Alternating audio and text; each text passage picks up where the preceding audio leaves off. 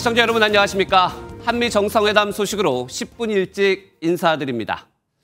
첫 한미 정상회담, 우려했던 상황은 피했고 실패는 없었지만 숙제는 많이 남았습니다. 비교적 화기애애했던 140분간의 만남에서 54분이 생중계된 각본 없는 드라마였습니다. 추가 관세 요구와 농산물 개방, 안보비 증액 등 민감한 현안에 대한 압박은 없었습니다. 성과와 과제, 지금부터 집중 보도해드립니다. 먼저 서남빛 기자가 전해드립니다. 백악관 웨스트윙 앞에서 이재명 대통령이 탑승한 차량이 멈추자 트럼프 대통령이 맞이합니다. 미국 공화당 상징색인 붉은색 넥타이를 맨 이 대통령. 트럼프 대통령 안내에 따라 취재진의 손을 흔들고 백악관 안으로 들어갑니다. 대통령 집무실인 오벌 오피스에서 양 정상 모두 발언과 기자 질의응답, 이어 회의를 겸한 업무 오찬까지 예정된 시간을 넘겨 140여 분간 진행됐습니다. 젤렌스키 우크라이나 대통령과의 회담 때처럼 면접에서 압박하는 모습은 없었고 편안한 분위기 속에서 대화를 나눴습니다. And I look forward to it, and it's a great honor to be with you, and congratulations on your election. That was a big one, and we're with you 100%. Thank you. 두 정상은 가장 큰 의제인 관세 협상 관련 통상 분야와 동맹의 현대화를 중심으로 한 안보 분야에서 큰 틀의 합의를 이룬 걸로 전해집니다. 앞으로도 이 한미 동맹을 군사 분야뿐만이 아니라 경제 분야 또 다른 과학 기술 분야까지 다 확장해서 미래형으로 발전시켰으면 좋겠습니다. 다만 공동 선언이나 합의문은 나오지 않았습니다. 합의문이 굳이 필요 없을 정도로 서로 얘기가 잘 된 회담이었습니다. 트럼프 대통령이 돌발적으로 요구할 수도 있다고 예상됐던 방위비 분담금 증액이나 농축산물 시장 개방에 대한 언급은 나오지 않았습니다. 한미 양국이 정상회담에서 공감대를 이룬 부분들은 향후 실무 협의를 통해서 구체적으로 다듬어 나갈 것으로 보입니다.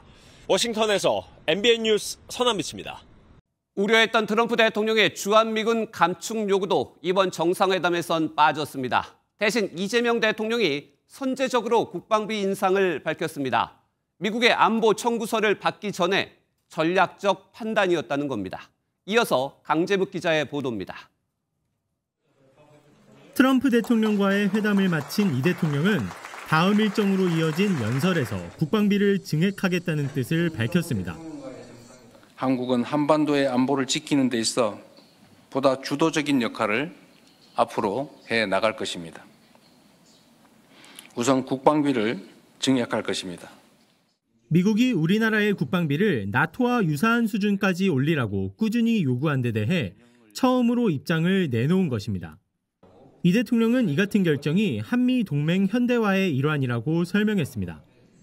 트럼프 대통령이 안보 청구서를 내밀기 전 선제적인 조치를 했다는 평가가 나오는데 대통령 안보실 또한 비슷한 설명을 꺼냈습니다. 국방비 증액 부분은 논의가 좀 있었는데 그 부분은 사실 우리 대통령께서 약간 적극적으로 먼저 거론하셨습니다. 그래서 반응이 좋았고요. 우려가 제기돼 왔던 주한미군 감축 가능성에 대해 트럼프는 즉답을 피했습니다. Consider reducing the number of U.S. forces in South Korea? Well, I don't want to say that now because we've been friends and we're friends, and look, 결론을 내기 좀 어려운 부분, 첨예하게 좀 대립하고 있는 부분이 있는 것 같고 앞으로도 계속해서 논의가 이어질 것으로 생각합니다.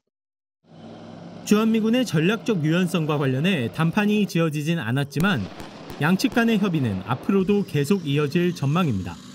MBN 뉴스 강재묵입니다.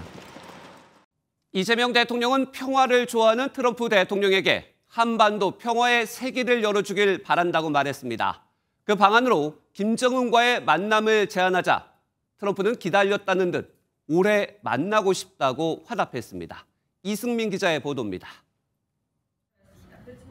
양국 정상이 가장 많은 시간을 할애한 건 한반도 평화 구축, 남북 관계였습니다. 이 대통령은 이 문제를 해결할 유일한 사람은 트럼프 대통령이라며 적극적인 역할을 요청했습니다. 한반도에도 평화를 좀 만들어주셔서 김정은과도 만나시고 북한에 트럼프 월드도 하나 지어서 거기서 저도 골프도 칠 수 있게 해주시고 트럼프 대통령은 김정은 북한 국무위원장과 가까운 관계라며 가능하면 올해 만나고 싶다며 화답했습니다. Meeting a lot of people. I mean, it's hard to say that, but I'd like to meet him this year. 올해 안에 보고 싶다며 구체적인 시기까지 언급한 만큼 오는 10월 경주에서 열리는 에이펙 정상회의가 주목받고 있습니다. 트럼프 대통령은 일기 재임 시절 김 위원장을 3차례 만났습니다. 2019년 판문점에서 김 위원장과 만난 일화를 꺼낸 트럼프 대통령은 뜻깊은 기억이었다며 DMZ 재방문 의사도 드러냈습니다. 트럼프 대통령을 올 가을에 열리는 경주 에이펙에 초청했고 가능하다면 북한 김정은 국무위원장과의 만남도 추진해보자고 권했습니다. 정상회담 직후 위성락 국가안보실장은 북한의 핵, 미사일 개발을 중단하기 위한 단초를 열어야 하는데 남북보다 미북 쪽의 가능성이 더 있다고 설명했습니다. 다만 일각에선 김 위원장이 다자회의에 참석한 전례가 거의 없는 만큼 에이펙 회의 초청에 응할 가능성은 작다는 관측도 나옵니다. MBN 뉴스 이승민입니다. 긴장감이 감돌았던 정상회담에선 이 한마디로 분위기가 바뀌었습니다. 이 대통령은 트럼프 대통령이 피스메이커, 자신은 페이스메이커 역할을 하겠다며 한껏 띄웠습니다. 칭찬을 좋아하는 트럼프를 알고 준비한 효과가 나타난 순간이었습니다. 한여의 기자가 전해드립니다. 백악관 집무실 오버오피스로 들어선 이재명 대통령은 새 단장된 내부를 화제로 꺼냈습니다. 오버오피스를 새로 꾸미고 있다는데 정말로 밝고 황금색으로 빛나는 게 정말 보기 좋습니다. 이 대통령은 이어 트럼프 대통령이 공들이고 있는 미국 경제 성과를 콕 집어 칭찬했습니다. 미국을 다시 위대하게 만드는 것이 우리 대통령님의 꿈인데 미국이 다시 위대하게 변하고 있는 것 같고 그게 다우존스 지수에서도 그게 나타나는 것 같습니다. 처음엔 무표정으로 반응하던 트럼프 대통령도 잇따른 칭찬 세례에 고개를 끄덕이며 미소로 답했습니다. 회담장 분위기를 바꾼 결정적인 한마디는 이 대통령의 이 발언이었습니다. 대통령께서 피스메이커를 하시면 저는 페이스메이커로 열심히 지원하겠습니다. That's good. We can do big progress, I think, with North Korea. 예측 불가한 럭비공처럼 전개된 이번 회담은 이 대통령의 치밀한 대화 기술이 트럼프 대통령의 마음을 움직였다는 평가를 낳고 있습니다. MBN 뉴스 한여입니다. 정상회담에선 선물도 외교입니다. 이재명 대통령은 즉석에서 사용한 펜을 선물했고 골프광 트럼프의 퍼터도 준비했습니다. 트럼프 대통령은 자신의 피습 사진첩을 선물했습니다. 자연스럽게 두 정상은 잊혀지지 않는 피습 경험도 공유했습니다. 이병주 기자입니다. 이재명 대통령이 트럼프 미국 대통령 안내를 받아 백악관 방명록에 글을 남깁니다.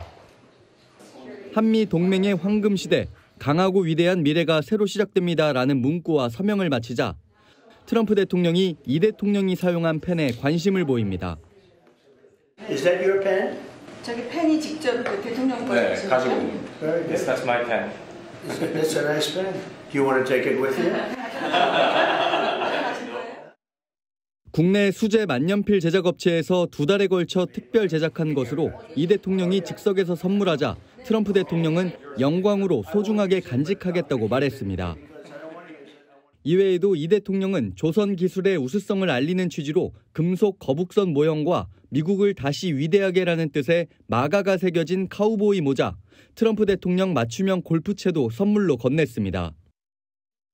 골프 퍼터는 한국 브랜드로 트럼프 대통령이 일자형 퍼터를 쓴다는 정보를 바탕으로 일자형으로 만들었습니다.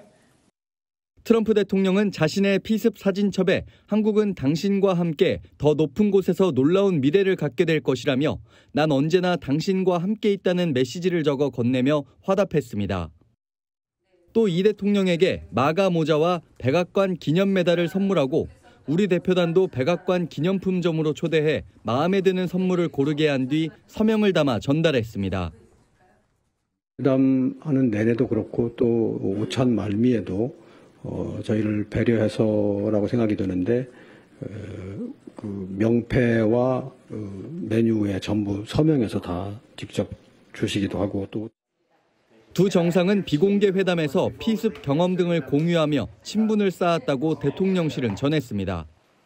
MBN 뉴스 이병주입니다.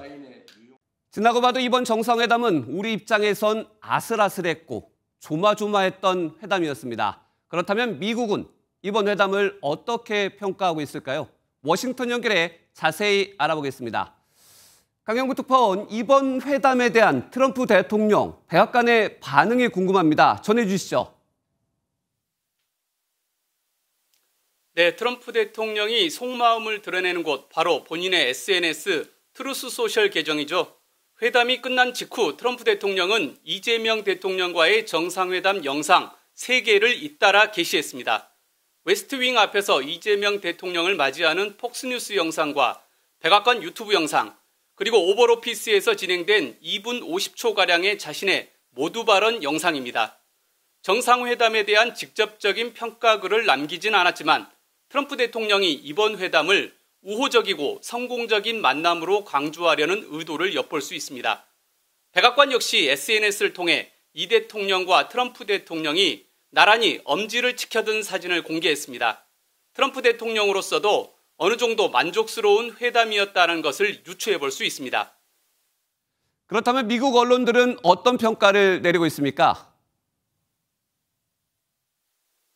네, 주요 외신들도 대부분 긍정적인 평가를 내렸습니다. 특히 이 대통령이 트럼프 대통령을 웃게 했다는 표현으로 회담의 분위기를 전했습니다.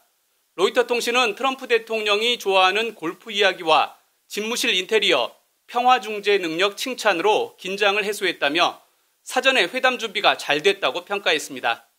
AP통신도 경고가 따뜻한 환영으로 전환됐다는 제목의 기사에서 트럼프 대통령을 매료시키려는 이 대통령의 노력이 결실을 맺었다고 보도했습니다. 미국의 정치 전문 매체 폴리티코는 한 발 더 나아가 단순히 환심을 사려는 것이 아니라 이 대통령이 양국 모두에게 이익이 되는 안보 우선순위를 정립했다며 특히 정상회담 전에 일본을 방문해 한미일 3자 협력의 기반을 다진 점에 주목했습니다. 다만 민감한 주요 문제에 대해서는 양국 정상이 언급을 회피해 향후 극복해야 할 장애물이 여전히 남아있다는 분석도 나왔습니다. 지금까지 워싱턴에서 전해드렸습니다. 반면 한미 정상회담 전에는 긴장감과 우려가 최고조에 달하기도 했습니다. 트럼프 대통령이 회담 직전 SNS에 한국을 언급하며 숙청과 혁명이라는 단어를 사용했기 때문입니다. 다행히 트럼프 대통령이 오해였다고 해명했습니다. 그 과정을 정태훈 기자가 전해드립니다. 한미 정상회담을 3시간 앞두고 도널드 트럼프 미국 대통령이 SNS에 올린 글입니다.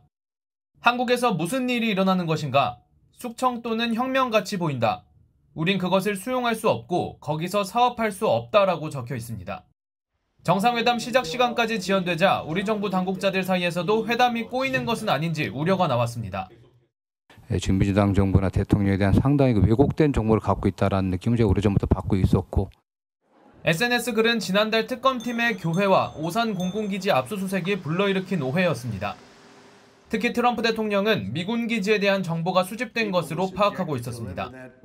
급박한 순간에 강훈식 대통령실 비서실장이 수지 와일스 백악관 비서실장과의 한라인을 통해 해명에 나섰습니다. 한국 정치 상황에 대한 오해를 불식시킬 수 있도록 말씀드렸고 트럼프 대통령에게 이 문제에 대한 정확한 사실관계를 다시 보고해 달라고 요청하였습니다. 이후 트럼프 대통령도 이재명 대통령과의 회담을 통해 오해를 풀었습니다. I am sure it's a misunderstanding, but you know there is a rumor going around about churches raiding churches. So we'll talk. I'm sure that's going to be worked out fine. 강 실장은 방미 결정 이유에 대해서도 비서실장 간 한라인 구축을 위해서였다고 설명하며 앞으로도 지속적으로 소통하겠다고 밝혔습니다. MBN 뉴스 정태웅입니다. 정상회담 중에는 트럼프의 돌발 요구도 있었습니다. 돌연 주한미군 기지의 땅 소유권을 원한다는 겁니다. 잘못된 주한미군 숫자와 정보를 언급하긴 했지만 정말로 협상을 해야 할지 우려되는 상황입니다. 트럼프의 의도를 이교욱 기자가 보도합니다. 지난 2017년 방한한 트럼프 미국 대통령은 경기도 평택시에 있는 미군 기지 캠프 험프리스를 찾았습니다. 여의도의 5배 수준인 1,467만 제곱미터 면적의 캠프 험프리스는 미국의 해외 주둔 기지 중에서는 가장 큰 규모입니다. This was my choice. This is where I wanted to be. Thank you all. 8년이 지나 이번 정상회담에서 트럼프 대통령은 미군 기지의 부지 소유권을 주장했습니다. 기지 조성에 미국이 많은 돈을 썼다는 게 이유입니다. You know, we spent a lot of money building a fort. I would like to see if we could get rid of the lease and get ownership of the land where we have a massive military base. 하지만 캠프 험프리스에 들어간 약 100억 달러, 우리 돈 14조 원의 비용 중 90% 이상은 한국 정부가 부담했습니다. 또 주한미군 지휘협정은 우리가 부지를 무상으로 제공하되 언제든 합의에 따라 한국으로 반환한다고 규정하고 있습니다. 위성락 국가안보실장도 미군 부지는 우리가 공유하는 것이지 땅을 주고 지대를 받는 개념은 아니다라고 잘라 말했습니다. 트럼프 대통령의 소유권 주장은 한국이 받아들일 수 없는 요구를 한 뒤 우리의 반응을 봐가며 다른 대가를 요구하려는 협상 전략의 하나로 풀이됩니다. 방위비 분담금 협상에 있어서의 압력을 위한 부분이고, 두 번째는 관세 협상을 하고 있잖아요. 28,500여 명 수준인 주한미군 규모를 트럼프 대통령이 4만 명이라고 높여 말한 것도 협상에서 유리한 고지를 차지하기 위한 의도가 깔렸다는 분석입니다. MBN 뉴스 이교욱입니다. 네, 이번엔 한미 정상회담에서 있었던 여러 가지 궁금한 점을 풀어보겠습니다. 외교에서 정부와 많은 교감을 갖고 있습니다. 국회 외교통일위원회 민주당 간사를 맡고 있는 김영배 의원 모셨습니다. 안녕하십니까? 네, 안녕하십니까? 바로 앞에 기사와 연관된 질문을 좀 드려볼게요. 트럼프의 주한미군 기지 땅 소유권, 그렇다면 우리나라에 미국의 땅이 있는 건데 가능한 겁니까? 예, 상징적인 언어다 이렇게 보시면 될 것 같고요. 예. 지금도 사실은 소파 협정에 의해서 저희들이 제공을 하고 있는 셈이거든요. 네. 오히려 국방비 증액이라든지 자신들이 원하는 다른 카드를 이렇게 성공시키려고 하는 일종의 협상 카드 아니냐 이렇게 보는 게 맞는 것 같습니다. 그러면 우리가 여기에 대응할 필요는 없을까요? 지금 포괄적인 협상이 진행 중이기 때문에 네. 전체 디테일한 협상을 좀 진행해봐야 윤곽이 드러나지 않을까 보입니다. 네. 또 하나의 전략적 선택이었던 것 같은데 트럼프 전 대통령이 직전에 SNS를 통해서 숙청혁명 이런 표현을 썼습니다. 첫 번째는 그런 의도가 궁금하고, 또 하나 그렇다면은 우리의 좀 부정선거를 주장하는 하신 분들, 그분들의 영향력이 트럼프 대통령에게도 미쳤다. 이렇게 봐야 하는 건가요? 우선은 트럼프식 네. 군기잡기 협상 전술이다.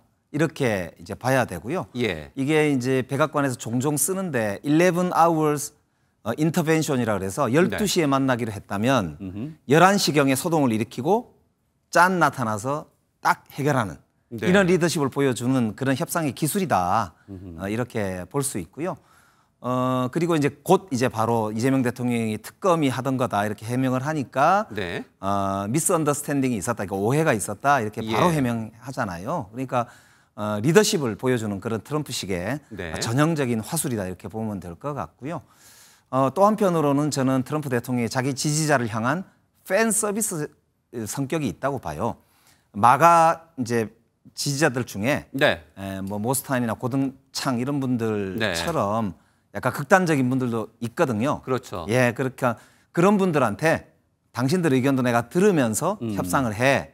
이런 팬 서비스 성격이 있다. 그러니까 우리나라도 방문했던 모스탄이나 고든창 같은 미국 내 극우 세력들, 맞습니다. 자기 지지자들을 향한 팬 서비스가 될 수도 있다. 그래서 결과적으로는 뭐 네. 좋게 결론이 났지 않습니까? 예.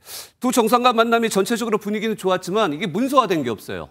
그래서 좀 걱정이 돼요. 특히 이제 쌀과 농축산물 같은 경우에는 또 요구하지 않을까. 어떤가요? 지금 분야별 MOU는 아마 곧 발표가 분야별로는 될 것으로 보고 예. 지금 한참 작성 중에 있는 것으로 제가 들었거든요.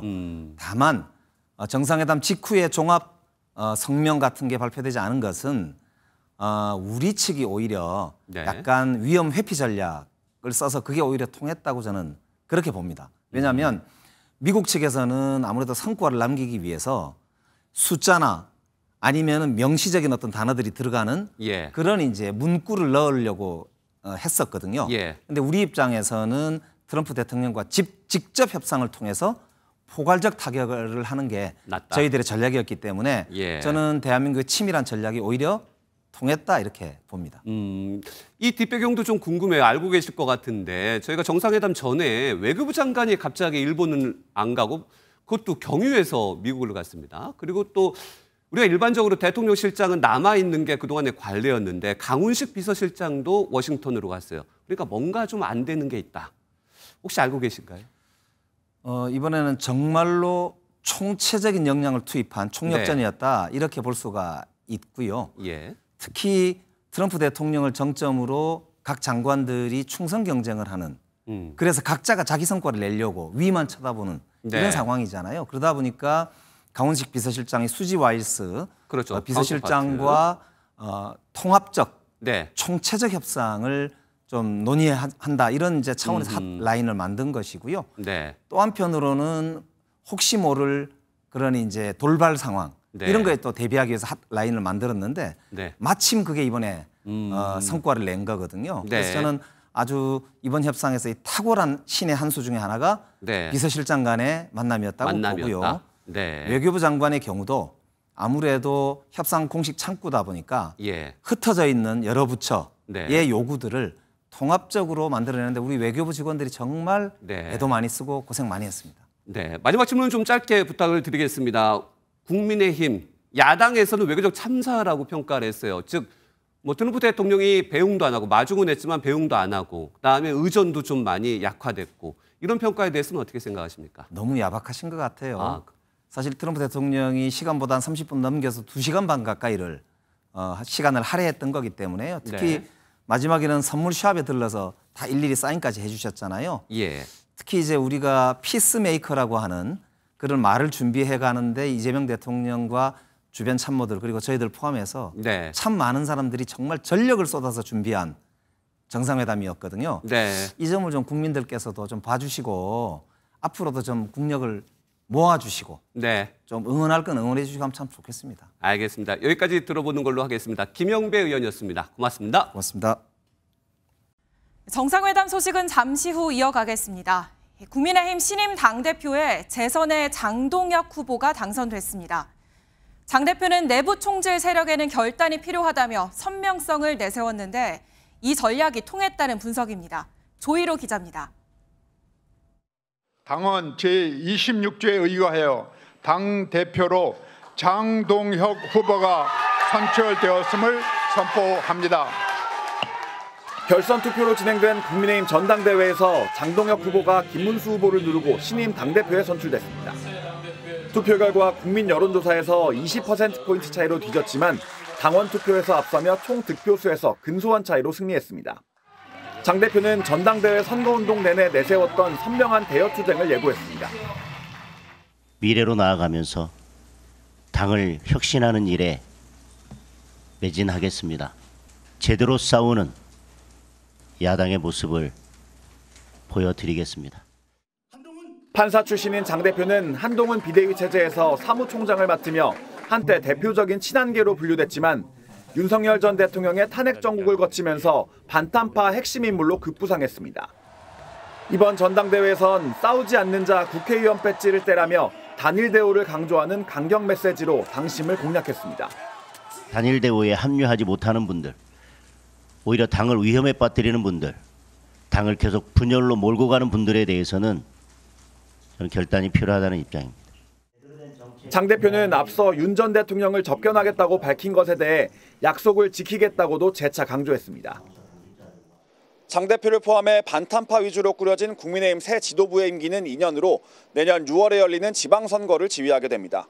MBN 뉴스 조희로입니다. 국민의힘 장동혁 신임 대표의 취임 일성은 이재명 정권을 끌어내리겠다였고 민주당 역시 장 대표의 의례적 축하도 건네기 어렵다며 냉담하게 맞섰습니다. 여야의 극한 충돌이 불보듯 뻔한 상황에서 이 장 대표는 분당 가능성까지 거론되는 당 내홍도 수습해야 합니다. 조금 전 장 대표를 직접 만나고 왔습니다. 먼저 김도형 기자의 보도입니다. 장동혁 국민의힘 신임 당대표는 대여 강경 투쟁을 예고했습니다. 이재명 정권은 입법으로 사법부와 언론을 장악하려고 한다며 소리 없는 내란을 끝내겠다고 주장했습니다. 모든 우파 시민들과 연대해서 이재명 정권을 끌어내리는데 제 모든 것을 바치겠습니다. 장신임 대표는 민주당을 협상 테이블에 앉게 만들고 협상이 이뤄지게 하는 건 국민의 회초리라면서 지지율을 올려 힘의 균형을 이룰 때 진정한 협치가 가능하다고 밝혔습니다. 더불어민주당은 통상적인 축하의 말도 생략했습니다. 박수현 수석대변인은 극우 강화 노선을 편 장동혁 후보의 당선으로 전당대회가 아닌 전길대회로 전락했다며 축하의 말을 의례적으로라도 건네기 어렵다고 말했습니다. 민주당 의원들도 비판에 가세했습니다. 야당의 대표가 나는 이재명 대표를 끌어내리는데 전력을 다하겠다. 무슨 이재명 대통령이 쿠데타를 했습니까? 내란을 했습니까? 아직도 정신을 못 차리고 있는 그들의 내란 연장입니다. 한동훈도 경계한 최악의 후보, 윤어게인 전도사에 잠식된 정당이라 평가하며 날선 반응을 내놓았습니다. 앞서 정청래 민주당 대표도 내란 세력과 악수는 없다는 입장을 고수하면서 여야 관계는 더욱 얼어붙을 것으로 전망됩니다. MBN 뉴스 김도형입니다. 네, 보신 것처럼 오늘 국민의힘 당대표로 선출된 장동혁 신임 대표를 제가 직접 만나러 왔습니다. 대표님 축하드립니다. 감사합니다. 먼저 승리 예상하셨습니까? 승리 예상까지는 아니지만 충분히 이길 수 있는 싸움이라고 생각했습니다. 예. 일각에서 얘기하는 전한길 씨에 대한 지명직 최고위원 지명 가능성도 저희가 염두에 둘 수 있을까요? 저는 인선은 국민들과 당원들께서 납득할 수 있는 인선을 하겠습니다. 기계적인 탕평을 한다가 아니라 능력을 보고 제대로 싸울 수 있는 분들, 그 자리에 가서 제대로 민주당과 이재명 정부와 싸울 수 있는 분들로 저는 인선을 하겠습니다. 의례적 축하도 어렵다는 여당과의 관계 설정은 어떻게 전망하고 계십니까? 저는 우리가 아무리 협치를 하려고 하고 뭔가 저희들이 필리버스터든 뭐든 막으려고 해도 저는 막을 수 있는 방법이 없다고 생각합니다. 결국 그것을 막아세울 수 있는 것은 이렇게 하다 보니까 국민들의 마음이 계속 떠나가고 있네. 그래서 내년 지방선거도 위험해지네. 총선도 위험해지네. 즉 결국은 국민들의 민심이 오히려 우리 국민의힘 쪽으로 와서 지지율을 가지고 힘의 균형이 맞춰질 때 그때서야 비로소 저희들이 협상도 할 수 있고 민주당과 싸워낼 수 있다고 생각을 합니다. 그럼 당내 상황도 좀 짚어보도록 하겠습니다. 이른바 찬탄 후보들, 안철수 후보나 특히 조경태 후보와는 각을 많이 세웠던 것 같습니다. 수락연설에서 이런 말씀을 하셨죠. 결단을 얘기했는데 여기서의 결단은 어떤 의미라 보면 됩니까? 예를 들면 아직도 내란이 끝나지 않았다. 우리 당에 내란 동조 세력이 있다. 예. 그게 얼마나 위험한 발언입니까? 우리 당으로 본다면. 그리고 많은 의원님들이 분노하고 계시고 많은 당원들이 분노하고 계십니다. 계속 당을 위험에 빠뜨리거나 우리 당의 전투력을 떨어뜨릴 거라면 저는 스스로 당을 떠나시는 결정을 하는 게 맞다고 생각을 합니다. 대통령과의 면회도 약속을 하셨습니다. 예를 들면 면회를 가겠다라고 한 것은 무슨 과거의 어떤 사건과를 연결시켜서 말씀드리는 것이 아니라 그리고 과거 사건에 대한 어떤 입장 변화를 말씀드리는 것이 아니라 국민의힘의 당대표로서 우리 당의 당원으로서 전직 대통령을 지내신 분에 대한 저는 인간적인 예우를 말씀드리는 것입니다. 그리고 그 약속은 지키겠습니다. 선거 승리의 공식이라 하면 외연 확장, 중도의 마음을 잡아야 한다 이런 말씀들을 많이들 하시는데 이 점이 국민의힘에서 좀 부족한 지점이 아니냐라는 지적도 나오거든요. 계속 중도 이야기를 하면서 우리 내부 결집도 제대로 되어 있지 않은데 이리 왔다 저리 갔다 이리 왔다 저리 갔다 방향을 잡지 못했기 때문에 오히려 저희들은 선거에서 패배했다고 생각합니다. 우리 지지층을 결집시켜 놓고 그리고 말씀드린 것처럼 이제 제대로 야당의 역할을 하면서 정책정당, 대안정당, 민생정당으로 간다면 저는 그게 민심, 중도의 마음을 얻는 방법이라고 생각합니다.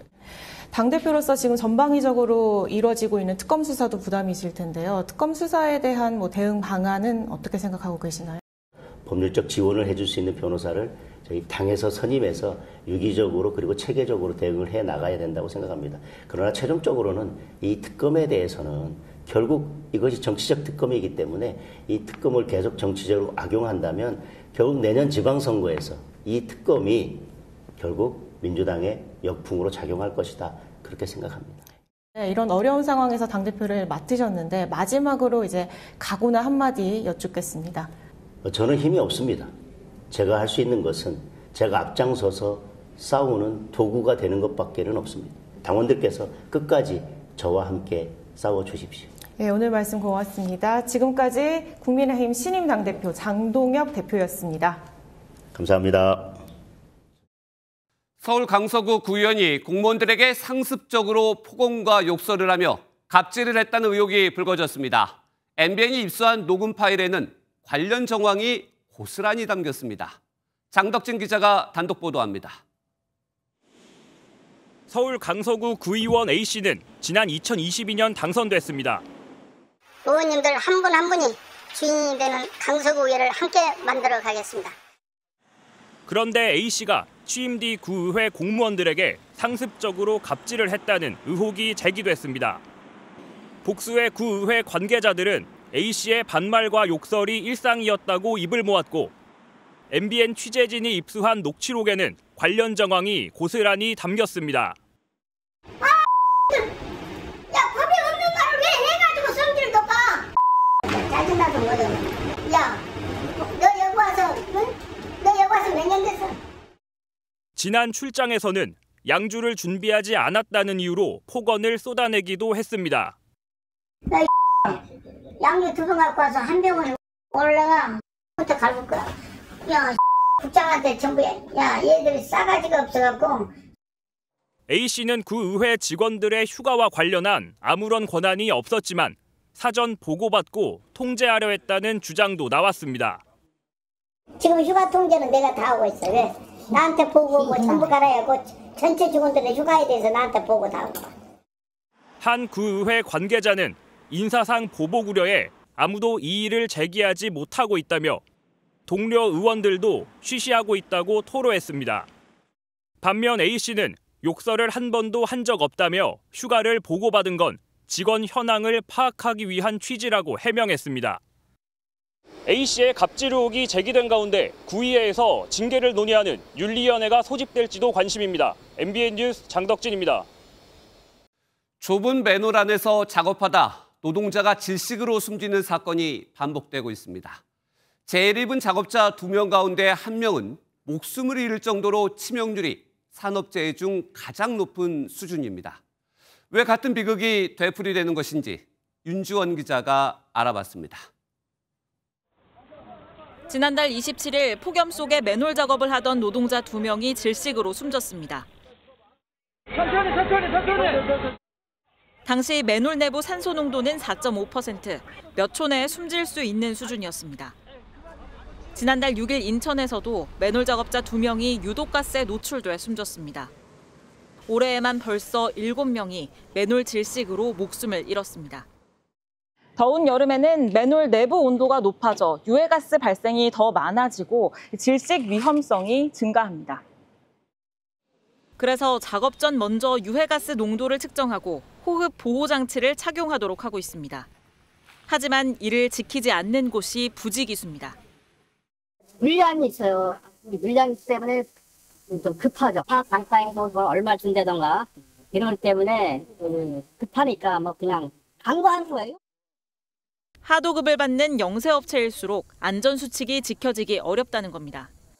실제 지난달 6일 인천 사고의 경우 재하청이 이뤄졌고 원청업체는 사건 당일 작업이 진행되는지도 몰랐던 것으로 전해집니다.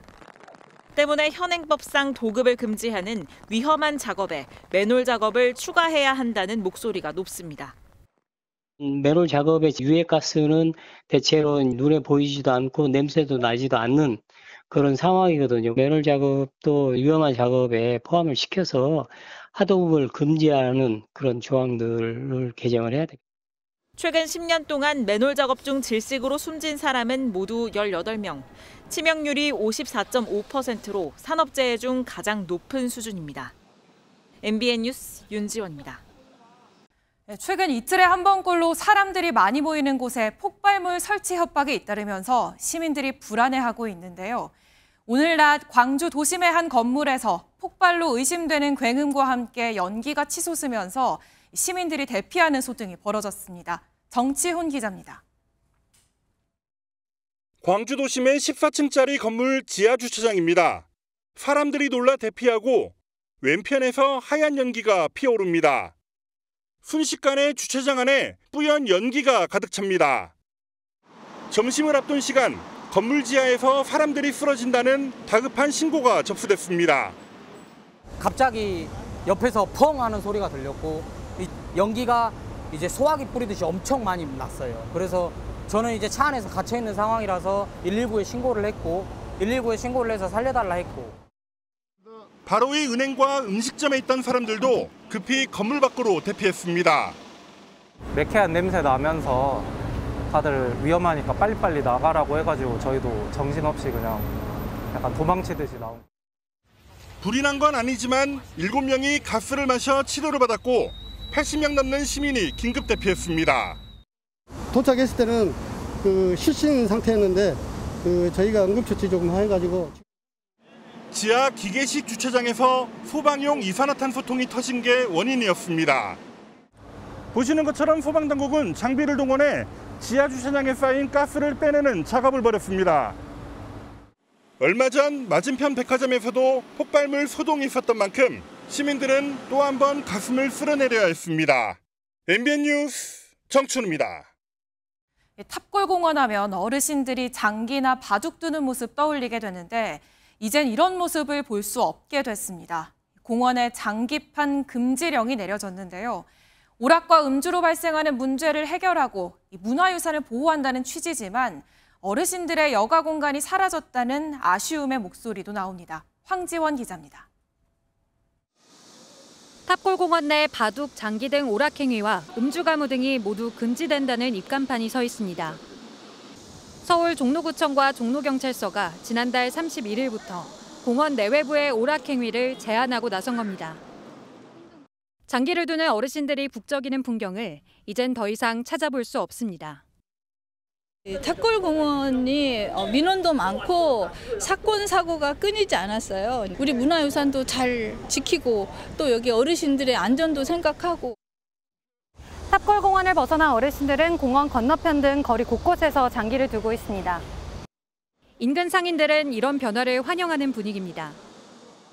그냥 밤낮으로 그냥 막 취객도 술 먹고 완전 아이고 난장판이었어요. 동네가 조용하고 아주 깨끗해져서 참 살기 좋습니다. 하지만 어르신들 생각은 다릅니다.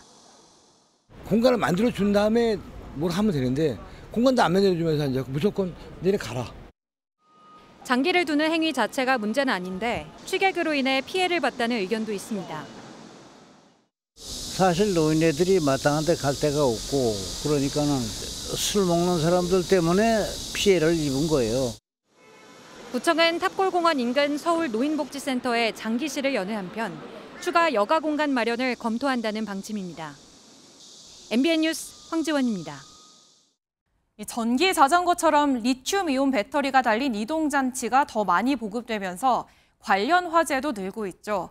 리튬 배터리에 불이 붙으면 일반 화재보다 더 치명적인데 실험을 해보니 소화기로도 불을 쉽게 끌 수 없었습니다.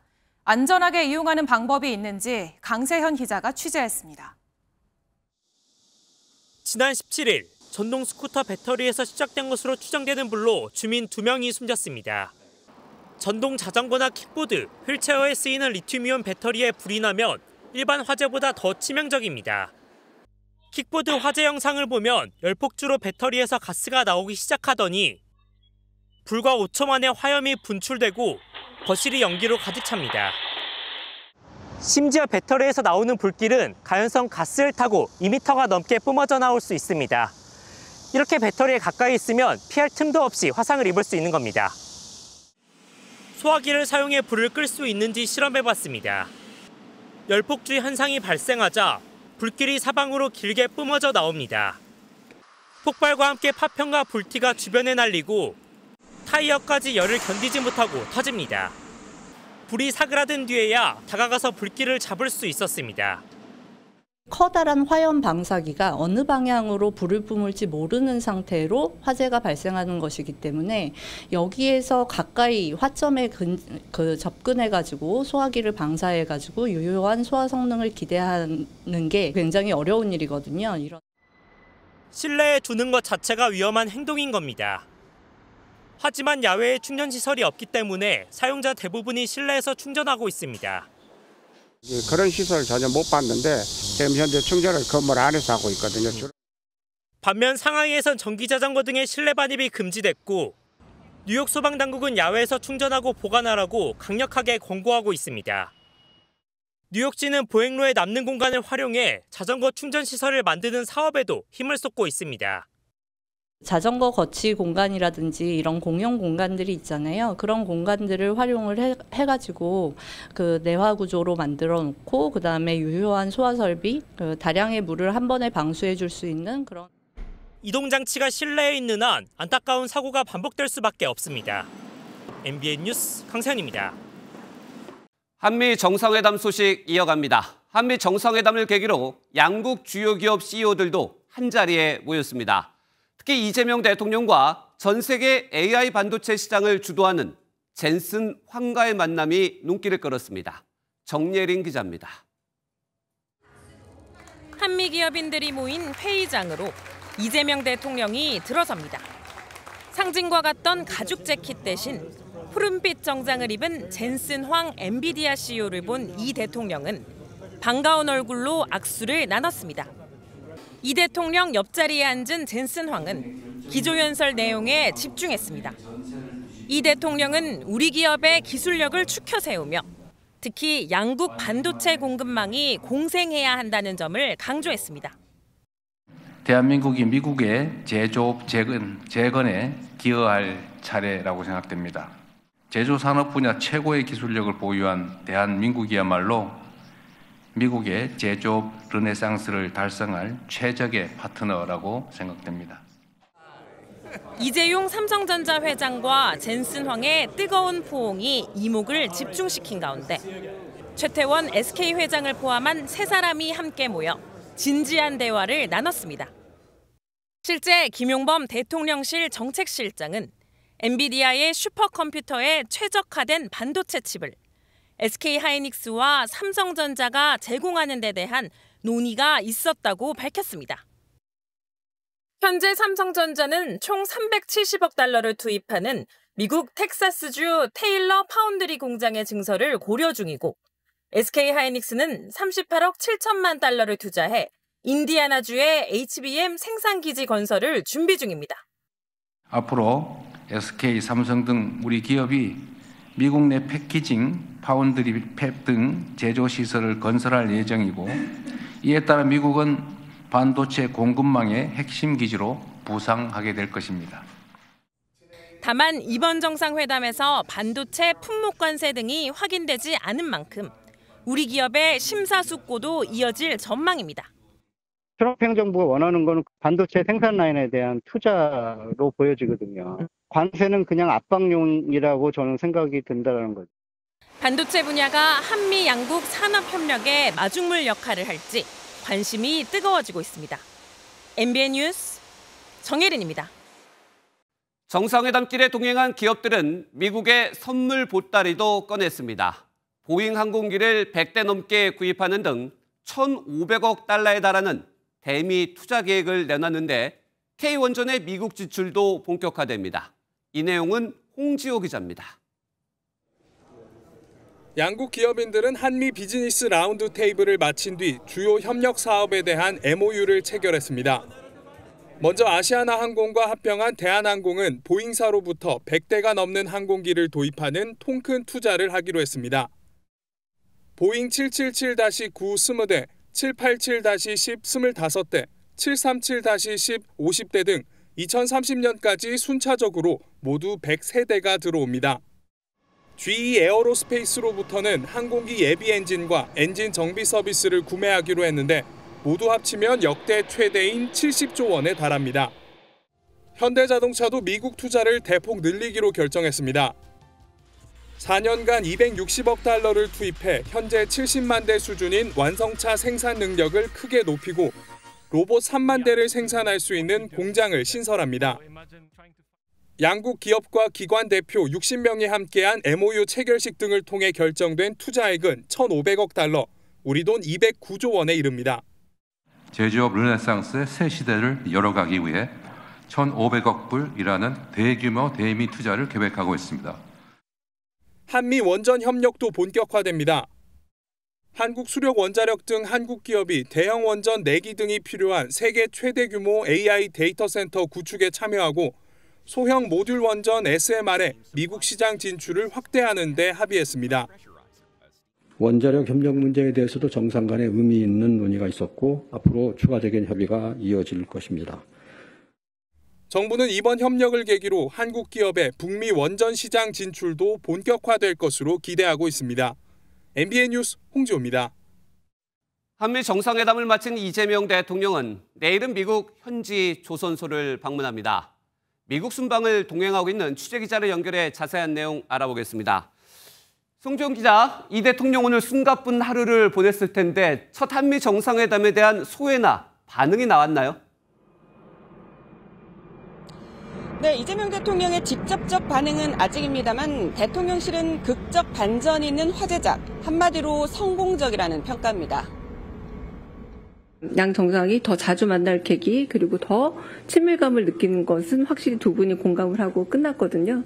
그래서 좀 감히 성공적인 정상회담이었다라고. 위성락 국가안보실장도 애초 목표한 성과를 달성했다고 말했습니다. 그 목표는 3가지로 한미 경제통상 분야의 안정화와 국익에 맞는 한미 동맹의 현대화, 새로운 협력 분야 개척입니다. 불과 하루 전만 해도 상상할 수 없는 긍정적인 분위기입니다. 회담 전에는 트럼프 대통령의 돌발 언행에 대한 우려도 컸고 정상회담 일정 자체도 확정적이지 않아 참모진들의 걱정이 많았습니다. 이런 분위기가 정상회담 직후 확 바뀌었고 이후 대통령의 한미 비즈니스 라운드 테이블, CSIS 연설 등의 일정도 빼곡하기는 하지만 순조롭게 진행됐습니다. 이재명 대통령 새로운 분야 개척을 언급했는데 내일 필리 조선소 방문이 그 일환으로 봐야 되겠죠? 그렇습니다. 이 대통령은 지금부터 3시간 뒤쯤 알링턴 국립무지에서 헌화하는 것으로 우리 시각으로 오늘 일정을 마무리합니다. 말씀하신 대로 내일은 필라델피아로 이동해서 서재필 기념관을 방문한 뒤 필리 조선소를 시찰합니다. 마스가 프로젝트로 한미 간 조선협력 공감대가 이미 형성돼 있는 만큼 내일 관련 메시지가 나올지도 관심인데요. 한때 트럼프 대통령이나 벤스 부통령의 동행 관측도 나왔는데 현재로서는 가능성이 희박해 보입니다. 필리 조선소 방문을 끝으로 이 대통령은 3박 6일간의 일본, 미국 연쇄 순방 일정을 마무리하고 귀국길에 오릅니다. 워싱턴에서 MBN 뉴스 송주영입니다.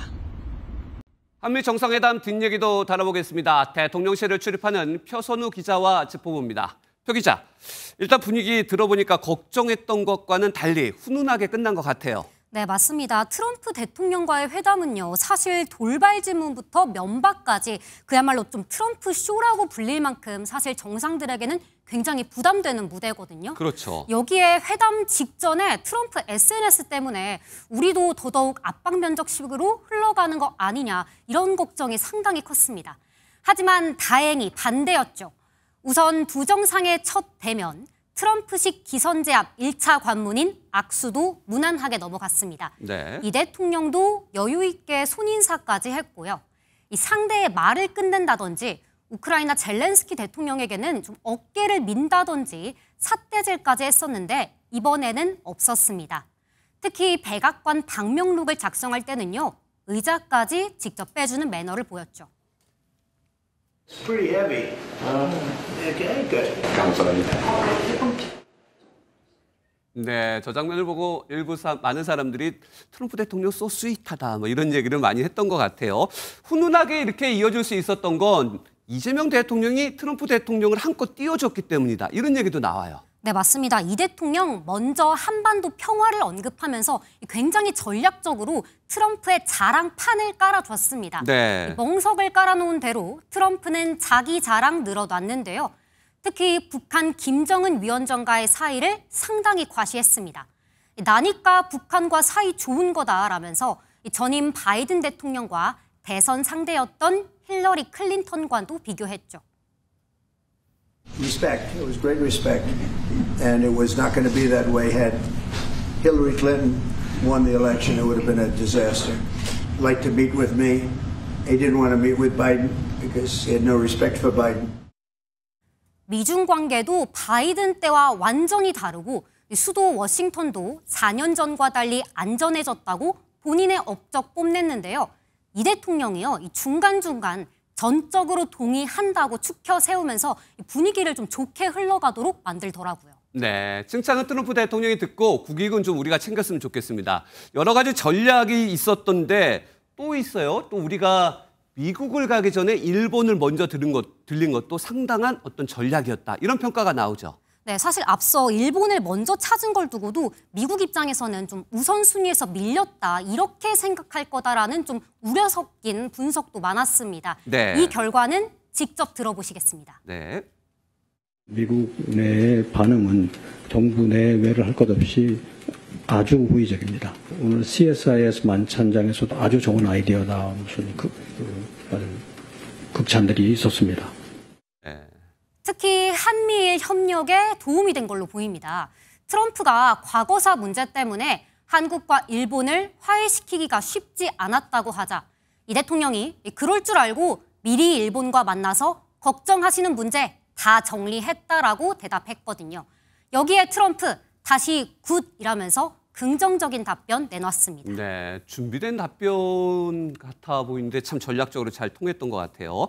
그런데 아까부터 눈에 띄는 사람이 한 분 계십니다. 그 트럼프 대통령 뒤쪽에 한국계 여성 같은데 예전에 북미 정상회담에서도 통역을 맡으셨던 분이죠? 네, 맞습니다. 이번 정상회담에서도 트럼프의 입을 담당한 인물, 미 국무부 소속 이연향 통역관입니다.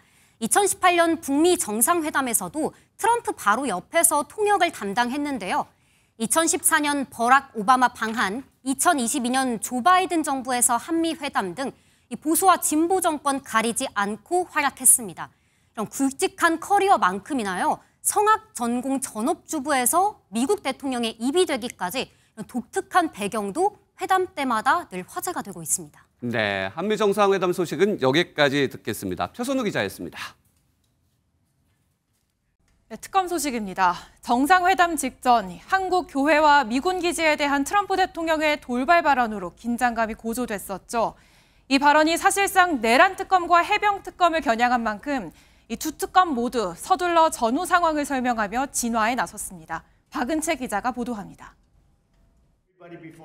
교회에 대한 매우 공격적인 압수수색, 미군 군사기지 정보 수집, 한미 정상회담 과정에서 도널드 트럼프 미국 대통령의 교회 급습, 미군 기지 압수수색 발언은 한창 진행 중인 특검팀 수사를 겨냥한 것으로 풀이됩니다. 앞서 내란 외환 의혹을 수사하는 조은석 특검팀은 한국 공군과 미군이 함께 운영하는 오산 공군기지 내 중앙방공통제소를 상대로 강제 수사에 나섰습니다. 특검팀은 12.3 비상계엄과 관련해 오산 중앙방공통제소 책임자인 방공관제사령관의 승인을 받아 한국군 관리 자료만 압수수색했다고 밝혔습니다. 미군과 전혀 관련이 없던 자료였던 만큼 지금까지 미군 측에서 문제를 삼거나 항의해온 사실이 없다고 덧붙였습니다. 특검팀은 이 대통령의 설명으로 오해가 해소된 걸로 알고 있다며 정부 등으로부터 경위 확인 요청이 온 건 없었다고 밝혔습니다.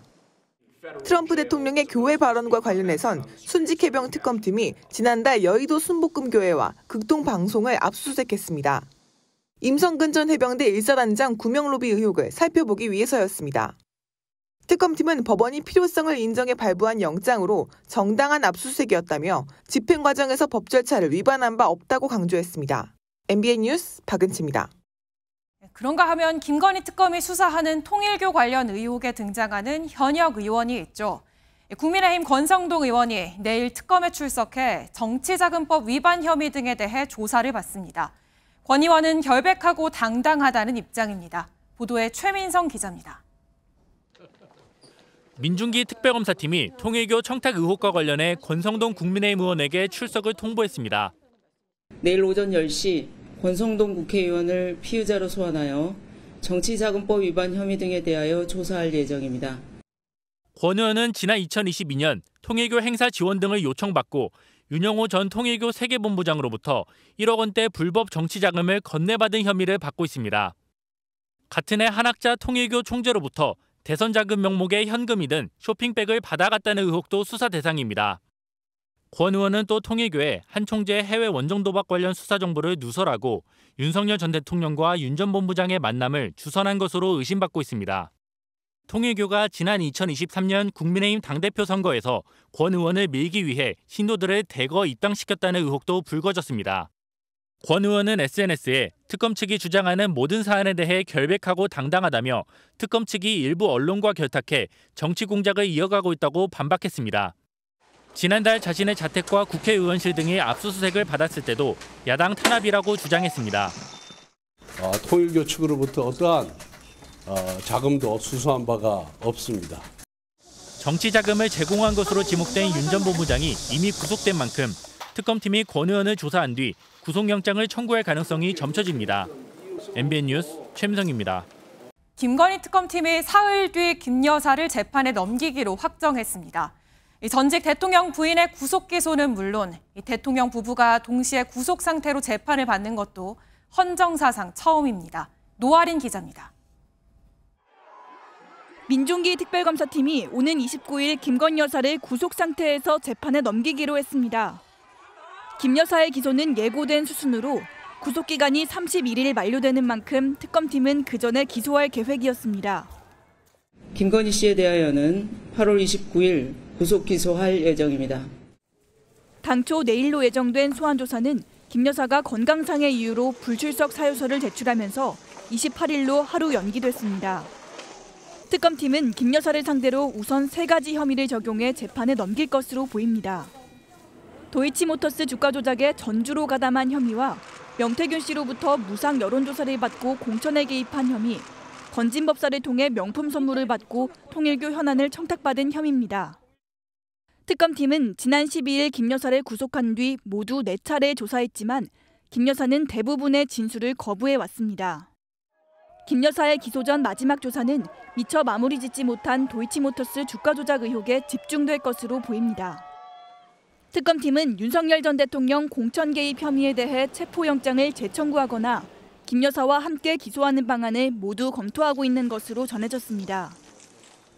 특검팀은 집사 게이트와 서희건설 고가 목걸이, 양평 특혜 의혹 등 김 여사를 둘러싼 나머지 10여 개 혐의를 규명하는 데 향후 수사력을 집중할 전망입니다. MBN 뉴스 노하린입니다. 연어장이나 게장같이 간장에 절인 제품 드실 때 주의가 필요하겠습니다. 시중 제품 가운데 상당수가 식중독균에 노출됐다는 조사 결과가 나왔습니다. 신용수 기자입니다. 온라인 쇼핑몰의 한 연어장 판매 페이지입니다. 리뷰가 9,000개에 이르는 인기 상품입니다. 그런데 최근 이 제품에서 식중독균이 검출된 것으로 확인됐습니다. 한국소비자원이 시중 연어장과 게장 제품 15종을 조사한 결과 연어장 2개 제품에서 리스테리아가 검출됐습니다. 주방이나 도마나 칼에서도 다 검사를 해봤는데 저희가 받았던 연어에서 검출이 됐거든요. 저번 주에 다시 재검사 맡았고요. 이제 그 재검사 결과 기다리고 있습니다. 리스테리아는 감염 시 발열과 구토, 설사를 유발하고 임신부는 유산 위험도 있습니다. 리스테리아가 발견된 또 다른 업체는 연어장 판매를 중단한 상황입니다. 게장 4개 제품도 위생 상태를 가늠할 수 있는 대장균 기준을 초과하는 것으로 확인됐습니다. 조사 대상 가운데 40%에서 식중독균 문제가 발생했는데 연어장과 게장은 가열 없이 그대로 먹기 때문에 위험이 더 큽니다. 즉시 병원에서 진단을 받고 음식물과 같은 증거물은 비닐봉투에 담아 보건소에 신고할 것을 당부드립니다. 생으로 먹는 만큼 보관 방법과 소비기한 등 제품 정보도 중요하지만 조사 대상의 80%가 의무 표시사항을 제대로 지키지 않은 것으로 나타났습니다. 소비자원은 사업자에게 위생관리 강화를 권고했으며 식품의약품안전처에 관련 제품 제조, 유통, 위생 점검을 요청할 계획입니다. MBN 뉴스 신용수입니다. 국내 당뇨병 환자가 500만 명을 넘어선 가운데 중장년과 노년층은 물론 30대 미만 유병률도 빠르게 늘고 있습니다. 지난 13년 동안 4배로 급증했다는 조사 결과도 나왔는데요. 왜 이렇게 늘어난 건지 한범수 기자가 자세히 전해드립니다. 70대 중반의 유영봉 씨는 30년 넘게 당뇨병을 앓아왔습니다. 이가 빠지고 백내장이 생기더니 왼쪽 엄지발가락에 입은 상처가 악화해 절단 수술까지 받았습니다. 진짜 죽고 싶은 심정. 당뇨병인 사람이 이런 고통받지 말고 열심히 하고. 사람 소화기관에 들어간 음식물은 포도당으로 바뀌는데 이를 세포에 흡수시켜 주는 게 췌장에서 나오는 인슐린입니다. 인슐린이 제 역할을 못하면 넘쳐나는 포도당이 혈관과 신경을 건드려 당뇨병을 일으킵니다. 가만히 놔두면 유 씨처럼 온몸에 합병증을 일으킬 수 있습니다. 당뇨병은 중장년층 때 처음 발병하는 게 일반적이긴 합니다. 30세 미만이라고 해서 당뇨병에 안전한 건 아닙니다. 지난 13년 동안 1형 당뇨병은 2배, 2형 당뇨병은 4배 증가했습니다. 비만과 연관된 2형 당뇨병이 특히 늘었다는 점을 볼 때 잘못된 생활 습관이 젊은 층의 당뇨병 발병을 부추기는 것으로 보입니다. 예방이 중요합니다. 전문가들은 매일 15분간 숨차는 운동, 하루 3끼 주기적인 식사만으로도 당뇨병 가능성을 확연하게 줄일 수 있다고 조언합니다. 선제적인 관심도 필요합니다. 야간에 소변을 자주 보는지, 물을 평소보다 많이 마시는지를 통해서도 당뇨병 가능성을 짐작해 볼 수 있습니다. 혈당이 높다 보니 목이 많이 마릅니다. 그러다 보니 물을 많이 마시게 되고 그 물이 다 흡수되지는 못하니까 소변을 많이 보게 돼요. 최근 질병관리청 조사에서 14세 미만 저소득층 어린이의 당뇨병 위험도가 눈에 띄게 높아졌는데 교육당국을 통한 맞춤형 대책이 필요하다는 지적도 나옵니다. MBN 뉴스 한범수입니다. 수능만 잘 보면 된다는 생각으로 학교를 그만두는 학생들이 올해 역대 최다를 기록할 전망입니다. 무너진 공교육의 현주소가 여실히 드러난 셈이죠. 학교 현장에선 대입제도 개선을 요구하는 목소리도 커지고 있습니다. 안병수 기자입니다. 기말고사를 망치면 자퇴를 고민하는 게 무너진 공교육의 현주소입니다. 기왕 뒤처진 내신 성적을 포기하는 대신 수능 준비에 집중할 수 있어서입니다. 내신으로는 이미 상위권 학생들이 다 정해져 있는 상태여서 그리고 제 성적도 별로였기 때문에 대학을 가기 위해서 자퇴를 선택한. 원치 않게 학업이 끊기면 고교 졸업 자격을 줬던 검정고시가 이제는 입시 전략으로 쓰이는 겁니다. 올해 수도권 검정고시 지원자는 4년 새 가장 많았고 직전 수능에서 처음으로 2만 명을 돌파한 검정고시 출신 응시자 역시 이번에 더 많아질 걸로 관측됩니다. 공교육을 등지고 입시 경쟁에서 좋은 결과를 받아드는 경우도 늘고 있습니다.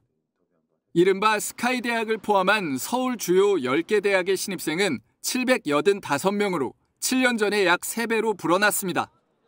학교에 남은 아이들은 아쉽지만 어쩔 수 없는 부분도 있다고 말합니다.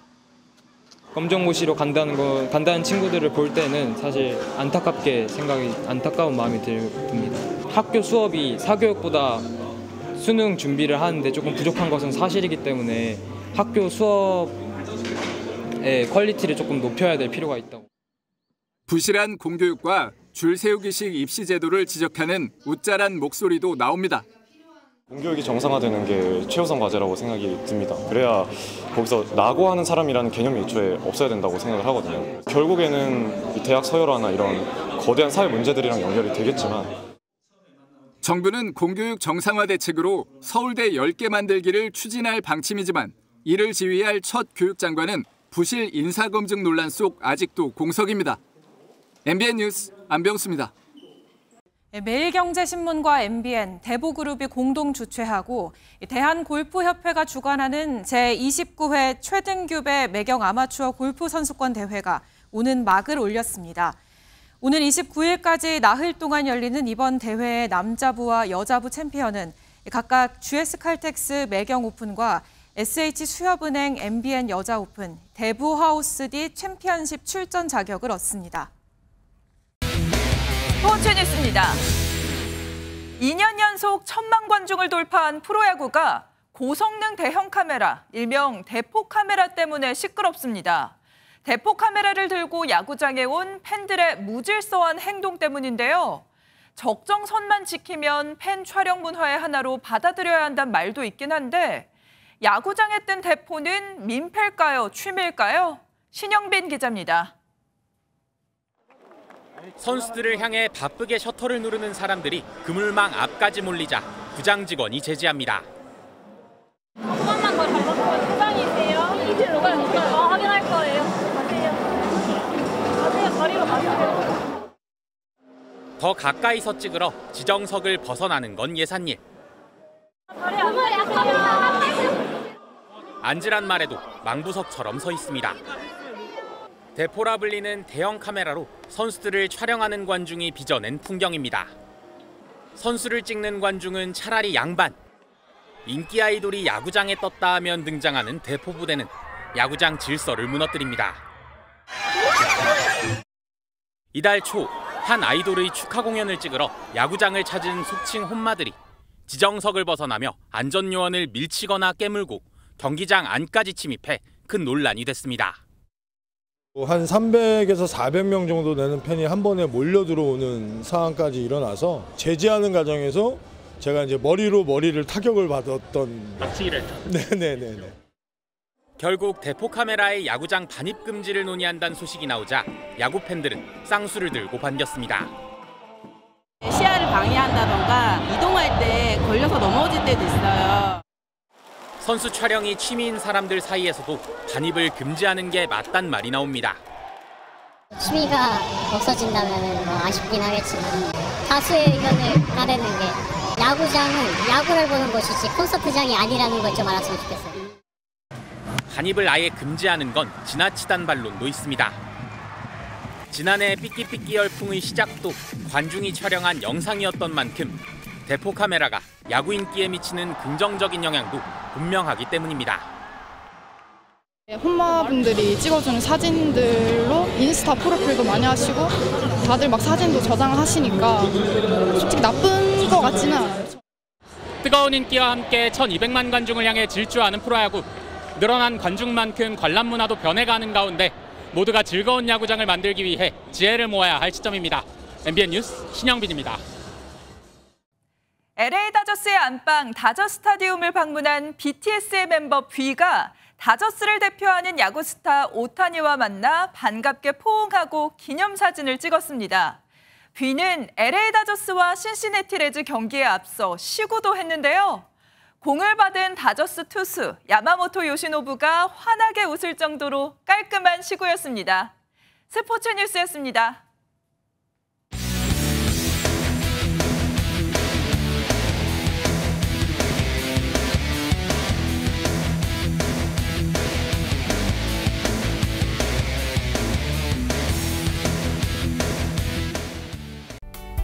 내일 출근길에는 교통안전에 각별히 유의하셔야겠습니다.